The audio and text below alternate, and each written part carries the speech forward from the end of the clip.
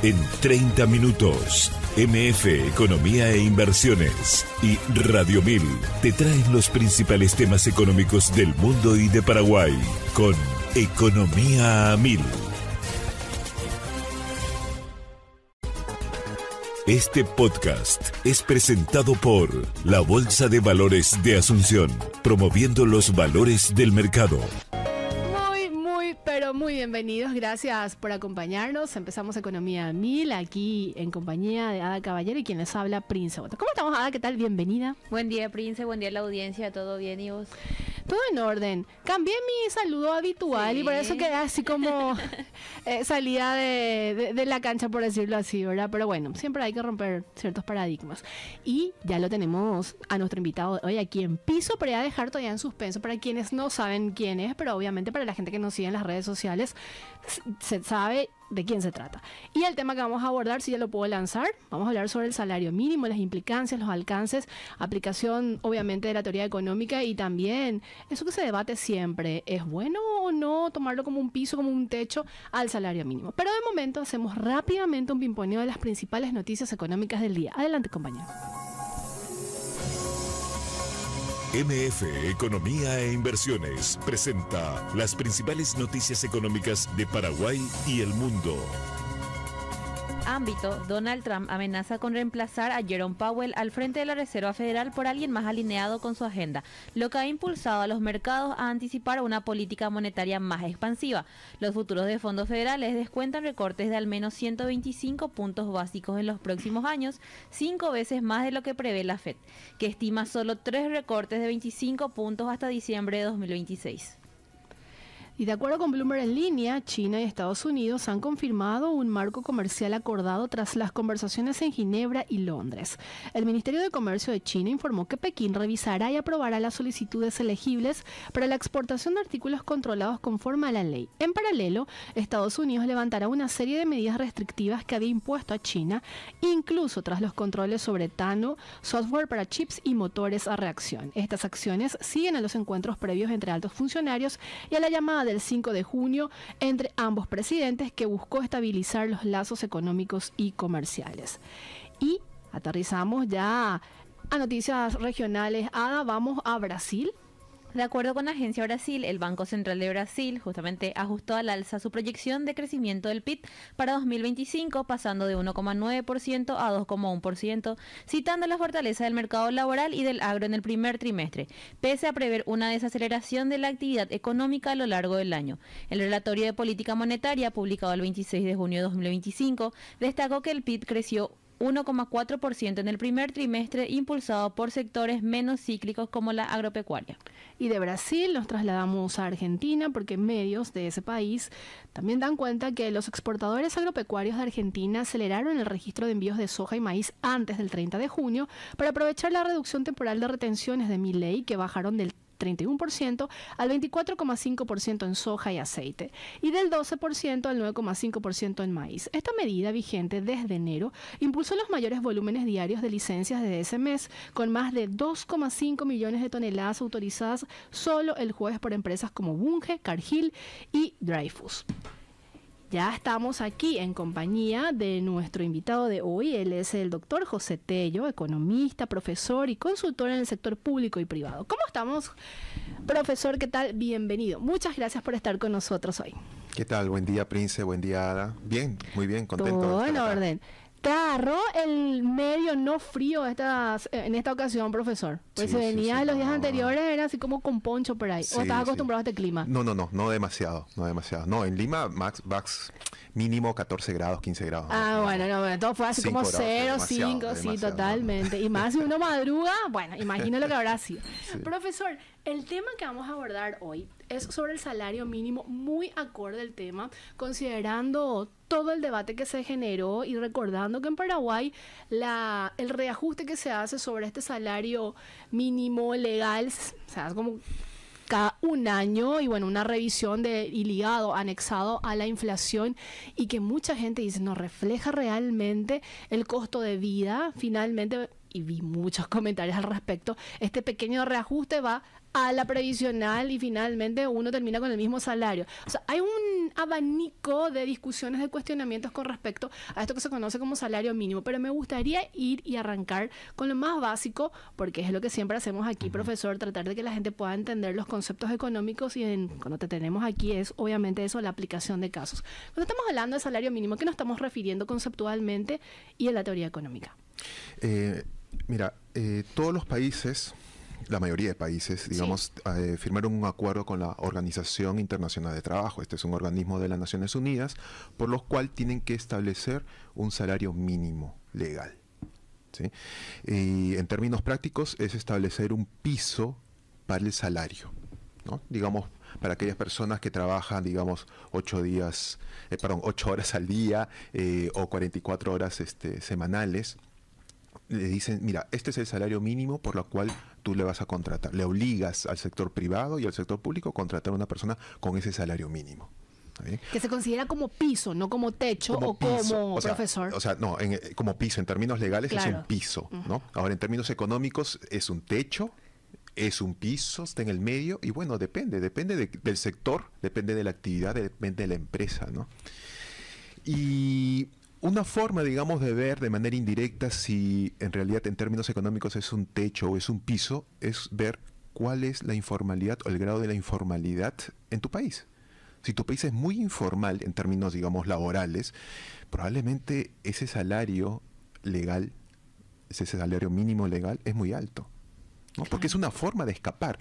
Porque en las naciones, digamos, desarrolladas no existe el sector informal, ¿no? En cambio, en nuestras economías, digamos, poco desarrolladas o en desarrollo, una válvula de escape es justamente contratar trabajadores, pero en el sector informal. Oye, te voy a pagar, no te van a descontar hoy día. Sí, no vas a tener seguro de salud y pensiones, sí, pero la gente toma decisiones, ¿no? Y hay que trabajar y hay que alimentarse, alimentar a la familia, y entonces acepta, ¿no? Claro. Entonces, por eso le digo, de manera indirecta, si tú ves una economía con un mercado laboral muy informal, de repente el salario, uno de los motivos, no es el único, pero podría ser que el salario mínimo es muy alto, ¿sí? Esto desde el punto de vista de la capacidad que tiene la economía para pagar esos salarios mínimos, ¿eh? Por si acaso, yo no me estoy metiendo todavía si es que ese salario mínimo es acorde con la canasta básica, porque a veces, ¿sabes qué? A veces me han dicho, ustedes los economistas son muy desalmados. Así, ese adjetivo han usado. Claro, a ver, lo que se paga actualmente, que son 2.800.000 guaraníes al mes, probablemente sí es muy poco, ¿no? Y probablemente deberían de pagarles mucho más. O sea, para una persona que terminó, digamos, que terminó el colegio, ¿no? Que terminó toda su educación básica, sí, de repente debería ser mucho más. O sea, ¿por qué no podría ser 4 millones, 5 millones o 6 millones de guaraníes mensuales, ¿no? Para poder cubrir, digamos, todas tus necesidades básicas, inclusive poder ahorrar, ¿no? Y esa es una meta. Y las metas hay que ver cómo las logramos. Claro. ¿No? Profesor, ¿se puede decir que el salario mínimo termina siendo como un, no sé si va a aplicarse el término, pero lo voy a tirar, como un incentivo finalmente para el trabajador, en el sentido de que se tiene que llegar a reajustar con el tiempo y no dentro de la figura del salario mínimo, sino ya también como una remuneración general? O sea, una persona entra a trabajar en una determinada empresa, tiene una remuneración básica que es lo del salario mínimo legal, pero a medida que va mostrando capacidades y demás y experiencias, esto de alguna manera es como el puntapié para una remuneración mucho mejor que no esté supeditada necesariamente al salario mínimo. Correcto. El salario mínimo, digamos, está diseñado para una persona que tiene, digamos, unas capacidades básicas, ¿no? Entonces, por eso decía, ¿para qué está diseñado este salario mínimo? Para una persona que terminó el colegio y que ya entra al mercado laboral y no va a estudiar no tiene ningún oficio técnico o profesional. Sí, probablemente sea así, ¿no?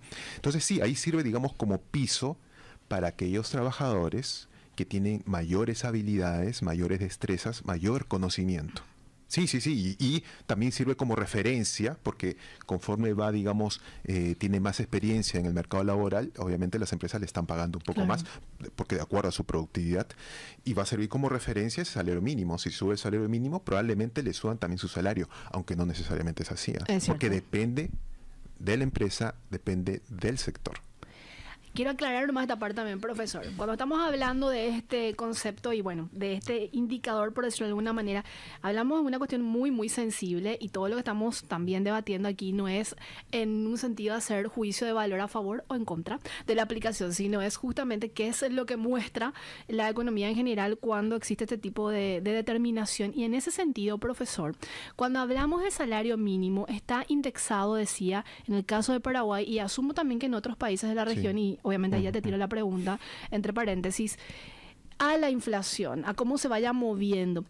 Y se cuestiona de que realmente no refleja, porque en el caso de Paraguay hay una canasta básica que promedia, vamos a decir, los bienes y servicios de toda la población, o al menos un número importante de la población, y que no se refleja en el salario mínimo. ¿Cómo funciona en otros países? Y es realmente así, profesor. O sea, ¿está bien pensar en un salario mínimo indexado a la inflación? Sí, el caso similar es el chileno. En Chile está indexado a la inflación y eso ya viene una costumbre porque en Chile cuando tenían mucha inflación, digamos en los 70s, una forma de cortar, digamos, ese proceso, digamos, todo el mundo pensaba que los precios seguían avanzando, una forma de cortar era indexar varios precios y uno de esos fue el salario mínimo. Y desde entonces el salario mínimo en Chile está indexado a la inflación. Año a año, inclusive hasta menos, no solamente con una frecuencia mayor, no solamente año a año, sino a veces de 6 meses a 6 meses, ¿sí? En el otro caso, por ejemplo, en Perú, no está indexado a la inflación, sino que cada cierto tiempo, digamos, se reúne un comité para analizar y ver si es que la productividad de un trabajador promedio, digamos, aumentó o no aumentó. Si aumentó la productividad, entonces se reajusta ligeramente el salario mínimo, ¿no? Y la frecuencia no es anual, sino cada 3 años, cada 4 años. Depende. Que sucedía antes aquí cuando tendría que alcanzarse 2 dígitos, no sé si recuerdas antes de esta reformada. Correcto, pero era también indexado a la inflación. Sí, totalmente, ¿no? totalmente. Pues se tenía que llegar a 2 dígitos Sí. para que se pudiera reajustar, ¿verdad? Sí. ¿Cuál es tu opinión, profesor, respecto a eso? En líneas generales, no estamos haciendo, como te decía, o como decía, juicio de valor sobre sí o no. Sí. Que en Paraguay funcione de esa manera, indexada a la inflación y que se haga como un corte anual. Por eso, digamos, desde el punto de vista, obviamente, del trabajador, sí. O sea, que me estén indexando anualmente es mejor. Desde el punto de vista de los efectos potencial negativos, también porque el efecto se va diluyendo, ¿no? En vez de aumentar, digamos, el 10% de un día a otro, claro, o de un mes a otro, bueno, te estoy aumentando, digamos, 3% cada año, ¿no? Entonces, como que va suavizando los potenciales efectos negativos, ¿no? Eso está bien, digamos. ¿Algún efecto, impacto? Lo que digamos, no podría, digamos, estar muy de acuerdo es que sea también anual en el sentido de que muy rápido, ¿no? Muy rápido, ves, no sé si la gente se percibe, pero cuando aumenta el salario mínimo, bueno, ahora va a aumentar en julio, sí, ¿verdad? En agosto, en septiembre, se remarcan algunos precios. Ese podría ser como un efecto... Claro, o sea, te va, digamos que te retroalimenta la inflación, ¿no? No en todos los precios, ¿ah? Solamente en algunos. Y eso lo vamos a percibir nosotros, por eso les digo, en agosto, en septiembre, va a haber una remarcación de precios, pero sobre todo en aquellos sectores donde o no hay competencia, porque si no hay competencia, aumentan los precios y no pasa nada. Y en otros sectores donde sí hay competencia, pero los bienes o servicios ya son diferenciados, ¿no?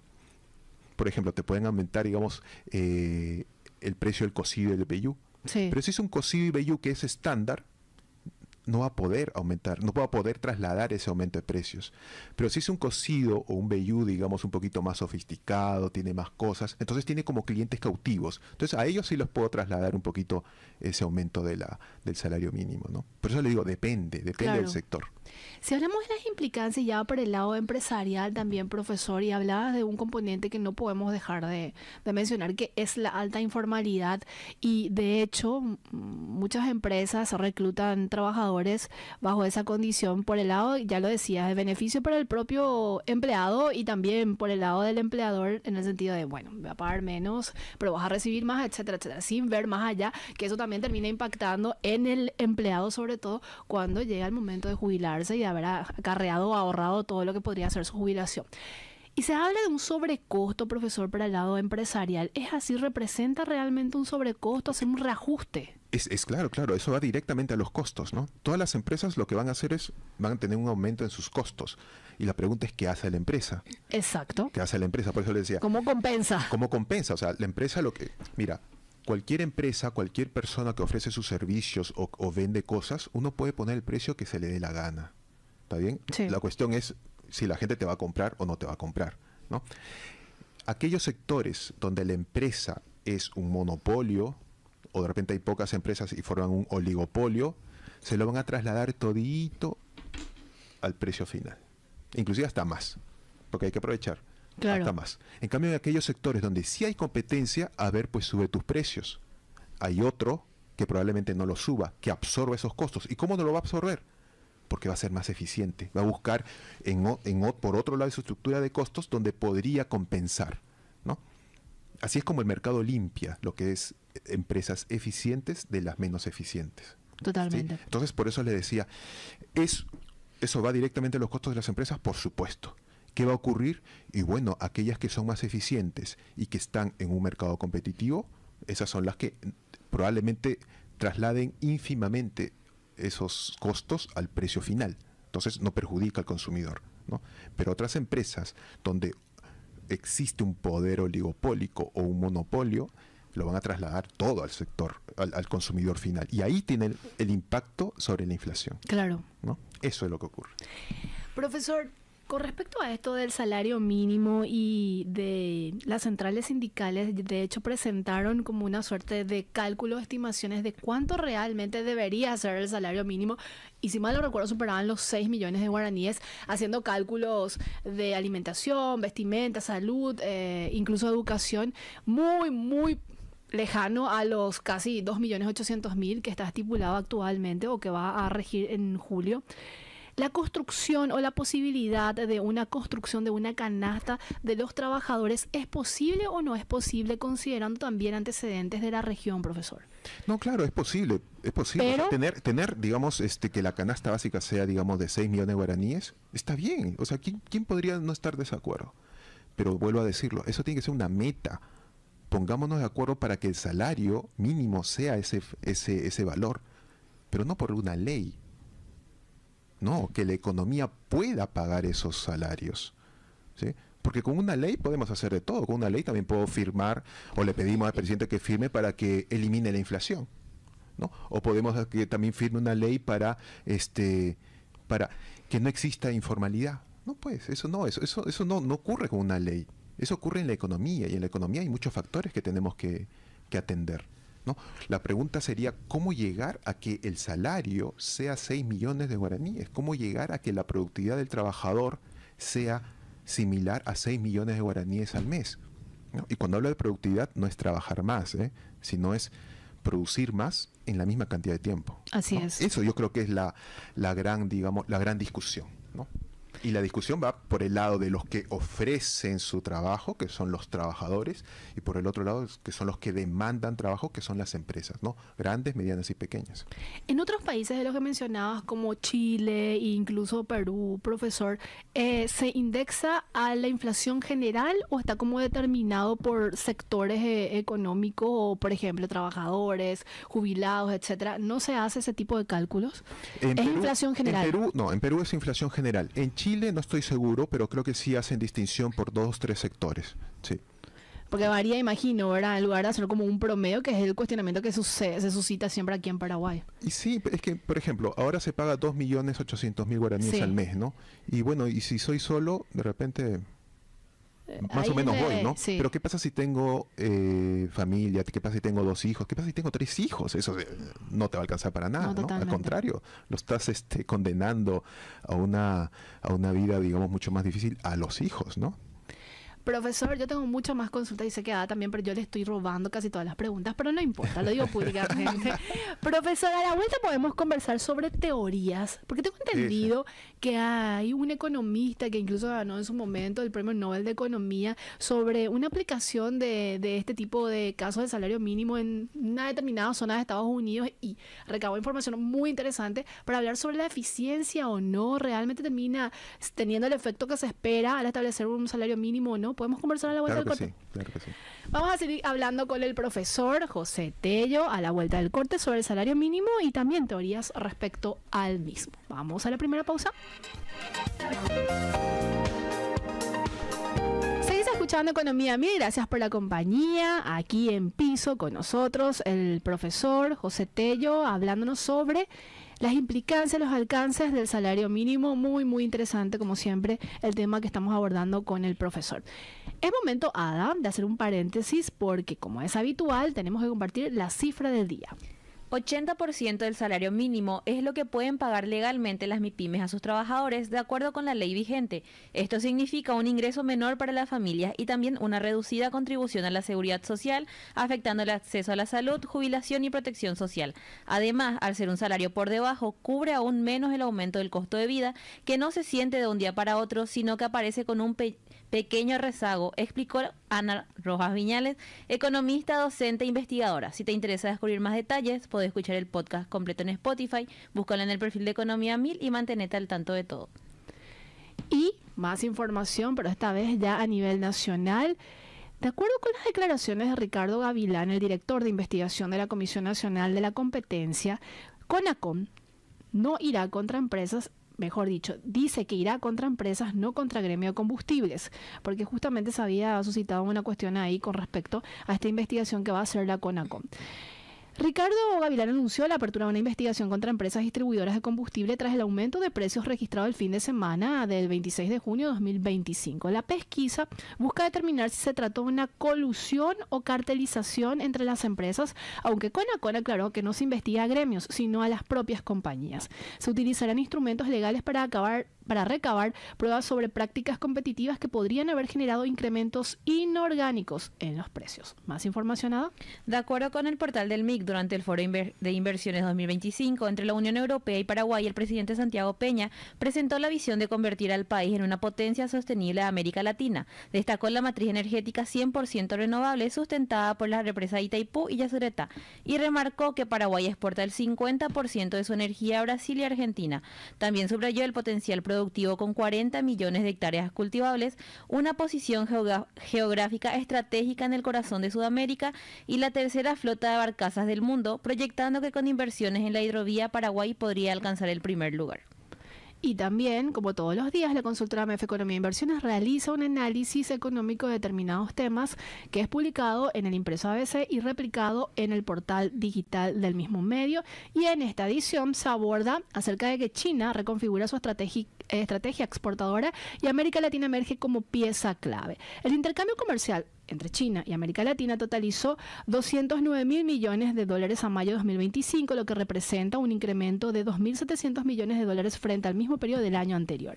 Este aumento se explica por el alza del 9,4% en las exportaciones chinas a la región, que aumentaron más de 116 mil millones, mientras que las importaciones desde América Latina se redujeron 8,9%. Más de este artículo, ¿dónde lo pueden encontrar, ¿verdad? Pueden encontrar en nuestras redes sociales, Facebook, X, LinkedIn y también Instagram, como también en nuestra página web www.mf.com.pi. Así es. Y seguimos en compañía del doctor José Tello, economista, profesor y consultor en el sector público y privado. Profesor, quedaron pendientes muchos temas. Hablábamos del salario mínimo y la consulta ¿es posible mejorar los salarios en un contexto, si lo tomamos de Paraguay o quizás tomamos casos también de la región? Claro. Por ejemplo, la empresa, ¿qué tipo de trabajadores quiere? Quiere trabajadores, digamos, que estén capacitados, que tengan, digamos, mayores conocimientos, pero para lograrlo necesitamos dos cosas. Primero, obviamente, que los trabajadores tengan, digamos, mayor educación, y educación de calidad, no solamente el título, no solamente la diploma, sino tener educación de calidad. Y ahí es donde hay que enfocarse, ¿no? Por un lado. Por el otro lado, necesitamos que estos trabajadores ya calificados, ¿cómo van a ser más productivos? Y bueno, cuando tengan pues herramientas bienes de capital, digamos, de alta calidad. Y para eso necesitas que las empresas también inviertan en nuevas tecnologías. Porque si tú tienes a una persona muy capacitada y le estás entregando herramientas o materiales muy antiguos, no vas a lograr lo que realmente quieres, ¿no? Entonces, digamos, son las dos. Por eso decía hace un momento, si la meta es 6 millones de guaraníes mensuales, o pongámoslo en dólares si quieres, 800 dólares mensuales, el salario mínimo, perfecto. ¿Cómo lo logramos? Bueno, mejoremos la educación, pero mejoremos la educación hoy día, ¿no? No solamente la educación básica, sino también la educación técnica. Y poco a poco se va a ir logrando esa situación. Por el otro lado, las empresas, ¿qué necesitan para invertir más? Necesitan un mercado financiero mucho más flexible, mucho más desarrollado. Bueno, entonces analicemos qué es lo que está ocurriendo, ¿no? Abramos la economía, porque las empresas, para crecer, de repente en una economía pequeña como Paraguay, ya están, digamos, se están ya incomodando entre ellas, necesitan otros mercados donde incursionar. Entonces, facilitemos esas cosas, ¿no? Que exporten.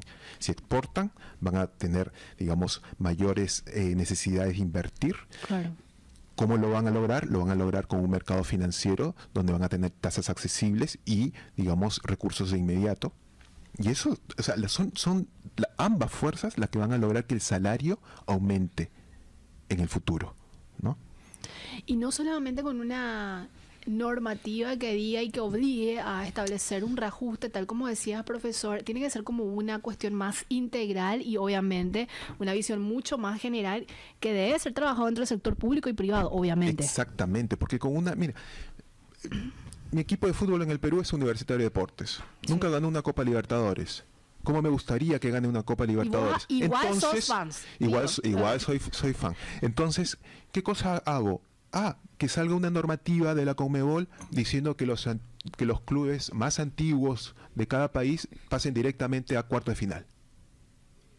Eso no es competencia, ¿no? Claro. O sea, y si campeona la U, yo no creo que me sentiría muy orgulloso de que campeonara la U, digamos, de esa manera, ¿no? La meta es que sea campeón de la Copa Libertadores. Lo mismo, ¿la meta cuál es? ¿Que el salario mínimo sea 800 dólares mensuales? Sí, está bien, perfecto. Bueno, ¿cómo lo logramos? ¿Con una ley? No se va a lograr. ¿Sabes qué va a pasar? Si tú sigues aumentando de manera indiscriminada el salario mínimo, lo que vas a hacer es que una parte de las empresas no van a poder con esos costos. Van a tener que, dos cosas, o bien se pasan al sector informal, o bien sencillamente desaparecen, ¿no? Entonces hay que tener mucho cuidado. Ya sé que hay pobreza, pero si tú quieres combatir la pobreza, tienes políticas de Estado justamente para reducir la pobreza, ¿no? El tema del salario mínimo es un tema de productividad del trabajador, y la productividad del trabajador, repito, va por los dos lados. Necesitamos trabajadores cada vez con una mayor capacidad técnica, no títulos, sino verdaderos conocimientos, y por el otro lado necesitamos empresas que inviertan más en tecnología y en bienes de capital, ¿no? Igual en Paraguay no existe un índice de productividad, profesor, lamentablemente, digo, al menos también enfocado a determinados sectores, así que pensar en eso también forma parte de un gran desafío, si es que podríamos pensar en la posibilidad de indexar esa parte, ¿verdad? Exactamente, sí, por eso falta muchos datos, mucha investigación. Por ejemplo, en Paraguay tampoco se ha hecho, digamos, trabajos serios de cuál es el impacto de los aumentos del salario mínimo sobre el empleo en aquellas personas que tienen, digamos, la educación básica, ¿no? 12 años. A ver, ¿cuál es el impacto que ocurrió en todos estos años? No se sabe, ¿no? A nivel agregado, no. Cuando hablamos de investigaciones serias, decimos es a nivel individual, a nivel micro, no a nivel agregado, ¿no? Claro. Profesor, se habló también de la posibilidad, y tomando nomás esto que mencionaba antes del corte, de la posibilidad de un salario mínimo que supere los 6 millones de guaraníes u 800 dólares al mes. Y se considera que era un salario muy alto para considerarlo como salario mínimo. ¿Se puede determinar un salario mínimo legal como bajo, medio o alto en una economía? Miren, eso es muy difícil. Miren, desde el punto de vista del trabajador, de la familia, obviamente que 800 dólares o más, mejor. Sí. Es obvio, o sea, todos estaríamos contentos, sí, ¿no? Pero vamos por el otro lado, la economía es capaz de generar ese tipo de salario mínimo, ¿no? Y depende. Sí. Depende. hice un trabajo, chiquitito. Lo que hice es ver, bueno, los salarios mínimos en los distintos países de América Latina, ¿no? Sí. ¿Cuál es el peso respecto al PIB per cápita? ¿Qué cosa es el PIB per cápita? No comparo con el PIB, porque economías más grandes que tienen 30 millones de habitantes obviamente producen más. Pues. No. Claro. PIB per cápita para poder compararlo entre todos los países. ¿Sí? Y tomé el salario mínimo, lo multipliqué por 12, ¿no? Y vi el ratio, cuál es la proporción, ¿no? Entonces, por ejemplo, para el caso de Paraguay. Sí. ¿No? Para el caso de Paraguay, yo tengo que el 61% del PIB per cápita es equivalente al salario mínimo.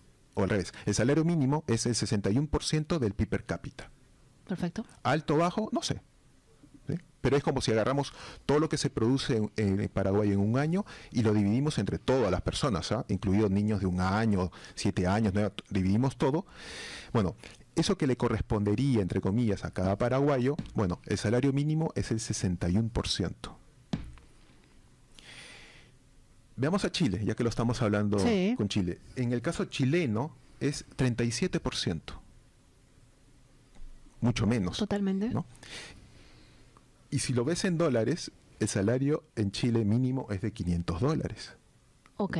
¿Te das cuenta? Sí. Entonces, en Paraguay tú tienes que el salario mínimo es de $360, en Chile $510, aparentemente más alto, y ahora les digo por qué aparentemente más alto, pero esas dos realidades en Paraguay refleja el 61% de su PIB per cápita y en Chile es el 37% de su PIB per cápita. Mucho menos. Mucho menos, claro. Entonces, ¿qué cosa es lo que me está diciendo aquí?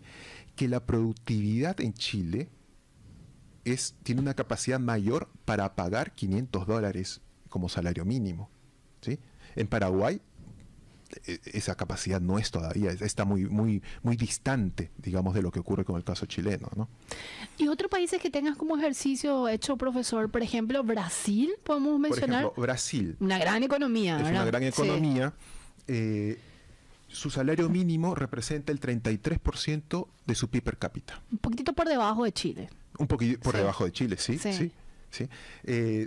Uruguay. Siempre cuando ves América Latina, siempre Chile y Uruguay siempre están bien en todo, ¿sí? O casi todo, pero siempre están bien en todo. Sí. Entonces, en Uruguay también, ¿qué porcentaje representa? El 26%. Muchísimo más bajo. Muchísimo más bajo. Pero ahí también está vinculado en el caso de Uruguay por factores que inciden también dentro del componente de la formalidad, profesor, imagino, ¿verdad? En Uruguay, por ejemplo, su salario mínimo es de $538. ¿Y en Brasil? Y en Brasil es de $280. ¿Sí? Pero hay que tener mucho cuidado, ¿no? Porque a veces se cae en la falacia de comparar en dólares los salarios mínimos.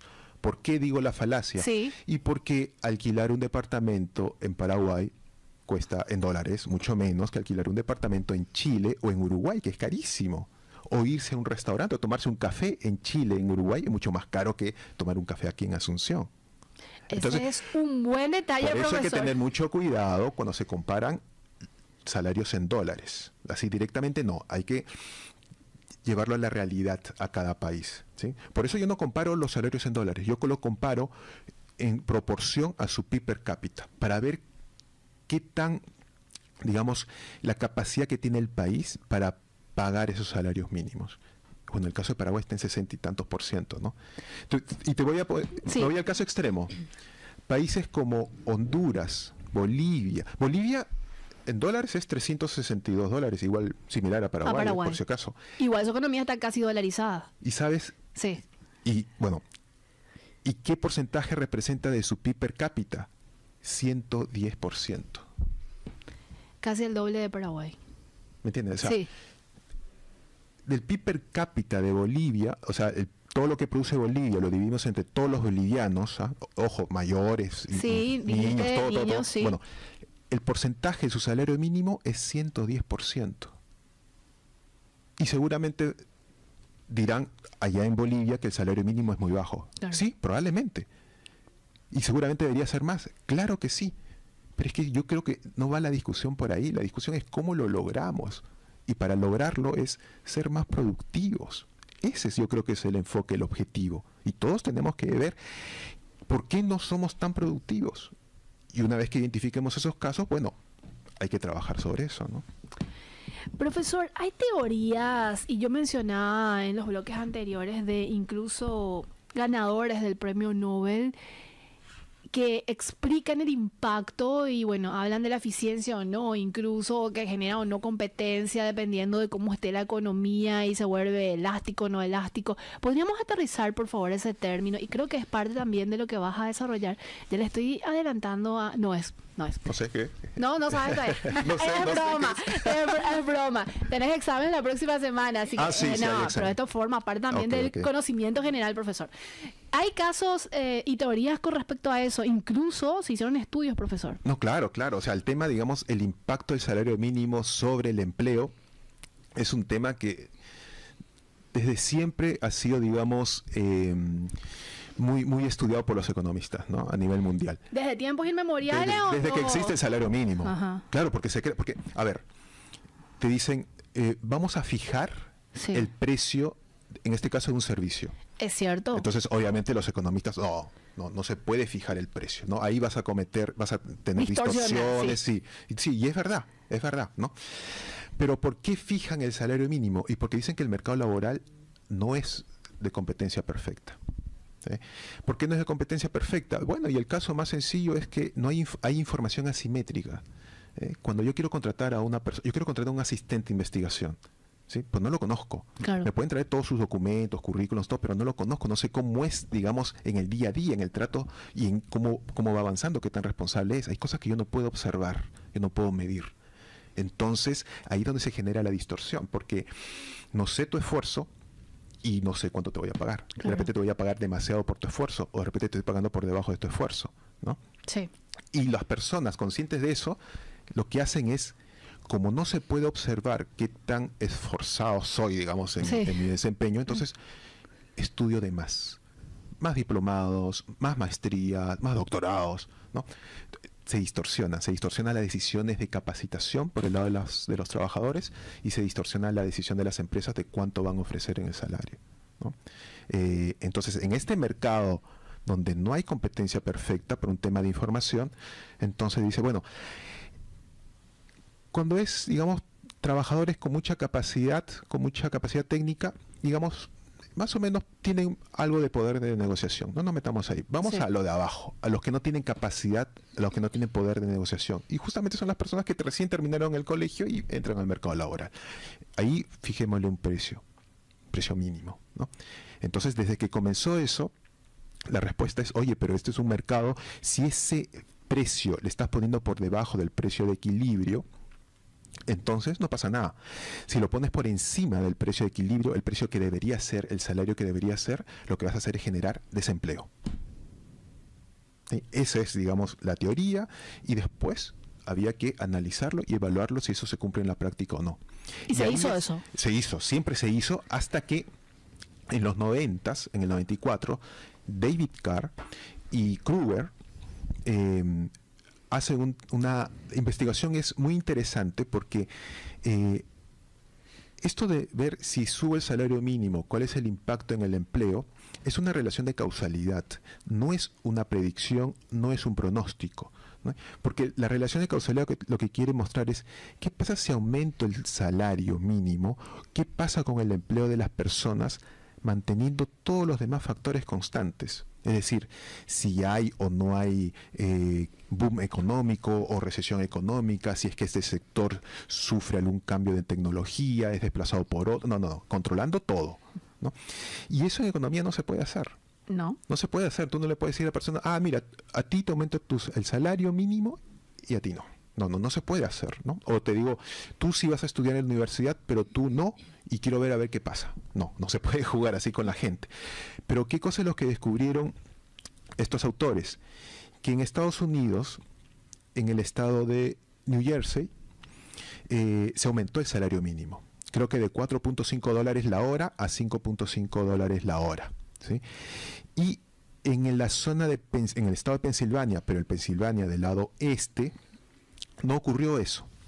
Pero estos dos estados están divididos solamente por un río, ¿sí? Y la comunicación es vía puentes, ¿sí? Y es, o sea, hay gente que puede vivir en Pensilvania Y pero puede trabajar en New Jersey. O al revés, gente que vive en New Jersey puede trabajar en Pensilvania. Entonces, veían que por una cuestión política, de demarcación política, había gente que podía estar en un lado o en el otro. No es una decisión de las personas estar en un lugar donde aumentan el salario mínimo o no lo aumentan. No es una decisión de las personas, sino que es un experimento, fue algo casual, ¿sí? Es algo natural. Entonces ellos lo que hacen es identificaron esta zona y dijeron, mira, vamos a analizar a ver qué pasó con los restaurantes de comida rápida. Total, restaurante de comida rápida, todos son similares, a un lado o al otro lado del río. Generalmente los trabajadores son aquellos chicos que recién han terminado el colegio. Entonces todos son muy parecidos, todos son muy iguales. La única diferencia es que en un lado aumentó el salario mínimo y en el otro lado no. ¿Y cuáles fueron los hicieron sus resultados? regresiones, sus resultados dijeron, no pasó nada. No tuvo ningún efecto. No tuvo ningún efecto. O sea, lo que decían los economistas, que iba a tener un efecto negativo, que iban a despedir muchachos, no pasó. ¿No hubo pasó una nada. migración hacia el lado, no hubo un aumento, profesor? No hubo un aumento, no hubo nada. Estadísticamente no hubo nada. Porque imagino entra también a tallar ahí, si me traslado, digo yo, poniéndome nomás en el lugar, sí, en la zona vecina hay un aumento del salario mínimo, yo estoy ganando por debajo, por decirlo de alguna manera, pero hago costo de lo que me, vale, la palabra me cuesta o lo que gasto en el mes, entonces termino como compensando, si me traslado, tengo que desayunar, etcétera, etcétera, ¿verdad? Sí, o sea, seguramente hubo alguna presión para ser contratado ahí, pero si tú ya tienes a tu personal y no necesitabas contratar a más personas, te mantuviste con tu misma gente, ¿no? Entonces, por eso, estadísticamente no hubo ningún cambio significativo. Entonces, a todo el mundo le llamó la atención porque esto contradecía la teoría económica. Claro. ¿No? Y de ahí surgieron más y más investigaciones y desde entonces lo interesante fue la técnica. O sea, a David Carr le premian por la técnica, ¿no? De cómo encontrar un experimento, pero es un experimento casual.